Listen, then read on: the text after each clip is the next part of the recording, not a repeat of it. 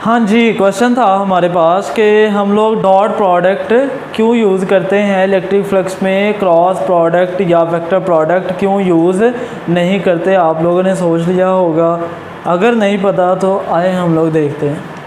बेटे इससे पहले आप लोगों ने 9th क्लास के अंदर वर्क पढ़ा। वर्क क्या था कि अगर आप किसी बॉडी के ऊपर फोर्स लगाएं, वो उसी फोर्स के डायरेक्शन में डिस्प्लेसमेंट कवर करे, तो हम क्या कहते हैं जी, बॉडी ने वर्क किया, या उसके ऊपर जो फोर्स लगाई उसकी वजह से कोई वर्क डन हुआ है।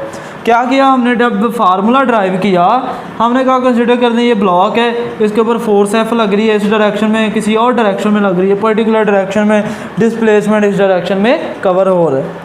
हमने क्या किया, इस फोर्स के कंपोनेंट्स बनाए, हमने देखा कौन सा कंपोनेंट डिस्प्लेसमेंट के अलोंग है, डिस्प्लेसमेंट की डायरेक्शन में है, वो हमने लिख दिया। हमने क्या किया, W is equal to F cos theta into D, यानी कि एफ डी कॉस थीटा, और ये ऐसे ही नहीं, ए की मैग्नीट्यूड बी की मैग्नीट्यूड साथ कॉस थीटा, तो हम लोग इसको लिख सकते हैं जी F dot D unit vector का आपस में क्या ले लिया, डॉट प्रोडक्ट फोर्स वेक्टर का और डिस्प्लेसमेंट वेक्टर का। सिमिलरली देखें, सपोज कर लें हमारे पास ये सरफेस है, जो मेरा हाथ है, ये क्या है जी, ये सरफेस है।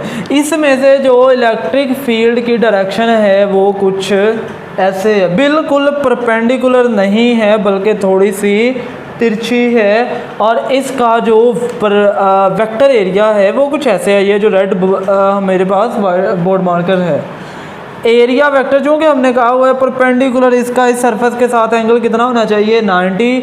ई की डायरेक्शन जो है वो कि रैंडम डायरेक्शन है जी। अब थीटा क्या है, theta is the angle between E and A. Theta क्या है जी, theta is the angle between E and A, यानी कि एरिया वेक्टर और इलेक्ट्रिक इंटेंसिटी दोनों के दरमियान जो एंगल होगा उसे हम क्या कहते हैं, थीटा। अब बेटा हमने ये देखना है कि इस सरफेस में से जब इलेक्ट्रिक फील्ड इंटेंसिटी इस डायरेक्शन में पास आउट हो रही है, इस इलेक्ट्रिक फील्ड इंटेंसिटी एक वेक्टर क्वांटिटी है, ये हमारी 2 डायमेंशनल सरफेस है, इसका कौन सा कंपोनेंट, 2 कंपोनेंट्स होंगे, एक एक्स कंपोनेंट और एक वाई कंपोनेंट, कौन सा कंपोनेंट इसके में से जो फ्लक्स है वो क्या बायस बन रहा है, कौन सा कंपोनेंट जो है जिसकी वजह से इसमें से फ्लक्स मैक्सिमम होगा, वो कंपोनेंट हम यूज़ करेंगे। हम क्या करेंगे जी, यहाँ से परपेंडिकुलर ड्रा कर लेंगे ये, या ये हो गया, ये इसका x कंपोनेंट, ये इसका y कंपोनेंट। x कंपोनेंट को हम लिख सकते हैं e cos theta, e cos theta. तो बेटे अब बात समझ आ गई होगी मेरे ख्याल में तमाम बच्चों को कि हमने कौन सा कंपोनेंट लेना है। e sin थीटा क्यों नहीं ले सकते, ये सरफेस ई साइन थीटा कैसे जा रहा है, ये बिल्कुल लाइंस इसके parallel, lines parallel parallel parallel parallel इसके साथ होते हुए बिल्कुल गुजरती जा रही हैं। हमने क्या कहा हुआ है, वो फील्ड लाइन जो कि इसके अंदर से पास आउट हों, और कैसे हों, perpendicularly passing, normally passing perpendicularly through certain area. जो ई साइन थीटा वाला ये वाला कंपोनेंट है इलेक्ट्रिक फील्ड इंटेंसिटी का, उसकी वजह से फ्लक्स पैदा नहीं हो रहा। हम लोग क्या करेंगे, हम करेंगे जी फाई इक्वल होगा एरिया वेक्टर की मैग्नीट्यूड ए, ई का कौन सा कंपोनेंट, एक्स कंपोनेंट, ई कॉस थीटा, तो क्या आ गया E dot area vector electric flux का फार्मूला आ गया हमारे पास। ये तो हो गया जी ऐसे रेक्टेंगल। हमारे पास सर्कल अगर हो, डिस्क मौजूद हो, डिस्क जो डीवीडी होती है उसके अंदर सुराख होता है, आप उसके अंदर पेंसिल गुजार दें किसी और डायरेक्शन में, एक तो वैसे सीधी बिल्कुल बारीक पेंसिल लें जो उसके सुराख के साइज़, उसके सेंटर में जो सुराख है उससे पतली हो थोड़ी सी, किसी और डायरेक्शन में। इलेक्ट्रिक फील्ड इंटेंसिटी इस डायरेक्शन में, एरिया वेक्टर अपवर्ड लिया हुआ है, angle between E and A theta. Theta याद रखना है किसके दरमियान होता है, बिटवीन ई एंड ए होता है जी।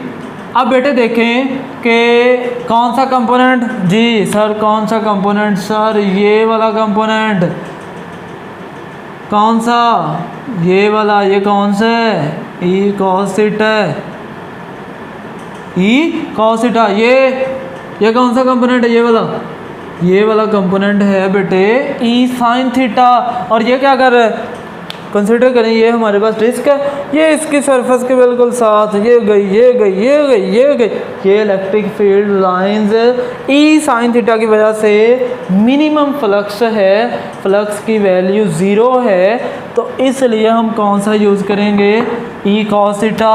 अगेन फार्मूला आएगा phi E is equal to E dot A unit vector. एक और चीज़ याद रखनी है बेटे, ये फार्मूला तब वैलिड है जब इलेक्ट्रिक इंटेंसिटी यूनिफॉर्म हो या किसी भी सरफेस एरिया के ऊपर इलेक्ट्रिक फील्ड लाइंस जो है उनकी स्पेसिंग जो है वो इक्वल हो, इक्वली स्पेस्ड हो, इलेक्ट्रिक फील्ड लाइन जो इंटेंसिटी है वो कांस्टेंट हो, इलेक्ट्रिक फील्ड कांस्टेंट हो, कोई भी वर्ड इसके लिए यूज़ कर सकते हैं।